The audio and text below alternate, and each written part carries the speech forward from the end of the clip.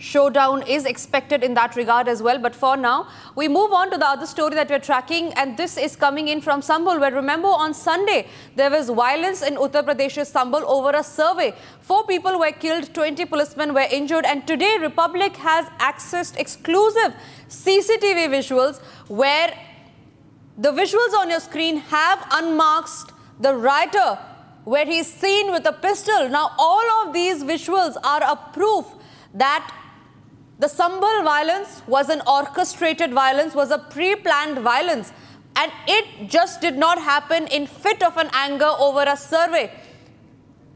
That's the latest that's coming in from Sambhal, where violence that happened on Sunday, visuals of that on your screen. Republic has now accessed CCTV footage where clincher evidence in the case shows how all of this was orchestrated, with rioters which can be seen with pistols in their hand, with lathis and stones in their hand, mobilizing just at a time when the survey was happening. We have a reaction that's coming in from the Moradabad Police Commissioner. Let's listen in to what he had to say.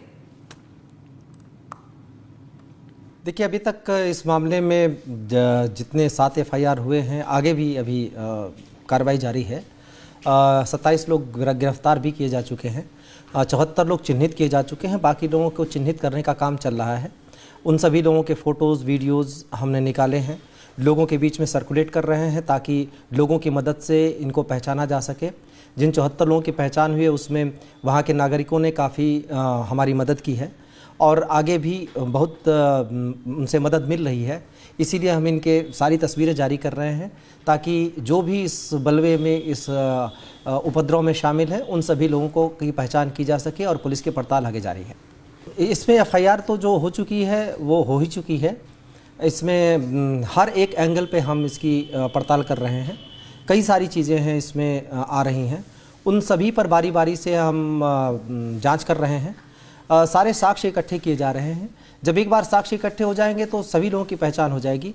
हमारा ध्यान केवल इस बात पर नहीं है कि वहाँ पे उपद्रव में शामिल कितने लोग थे, क्योंकि नाबालिग बच्चों को आगे किया गया था।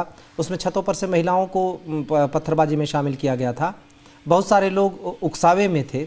अब जो लोग उकसावा कर रहे थे या जिन लोगों ने इसकी प्लानिंग की थी, जाहिर सी बात है वो उस जगह पे मौजूद नहीं होंगे। उन्होंने भीड़ को आगे कर दिया। उसमें ऐसे लोगों को जो वहाँ पे शामिल थे और उनको नुकसान भी हुआ, लेकिन इसके पीछे जो भी ताकतें हैं, जो भी लोग हैं इसके पीछे, उनकी पहचान की जा रही है। जैसा मैंने कहा, हम साक्ष्य पहले इकट्ठा करेंगे, फिर उनके विरुद्ध कार्रवाई करेंगे। पहचान की जा रही है। Now, 7 FIRs have been filed in the Sambhal violence case, out of which 2 of them says that it was BJP MP Zaidur Rahman Barq who was responsible for inciting violence in Sambhal. The Samajwadi Party, however, has denied to all of these claims and allegations and have said that this is a conspiracy by the BJP to frame the Samajwadi Party MP. Listen in to that reaction that's coming in from Dimple Yadav. जिस तरह संभल की घटना घटी है चुनाव के एकदम result आने के बाद, तो मैं समझती हूँ ये बहुत बड़ा प्रश्न चिन्ह उठाते हैं।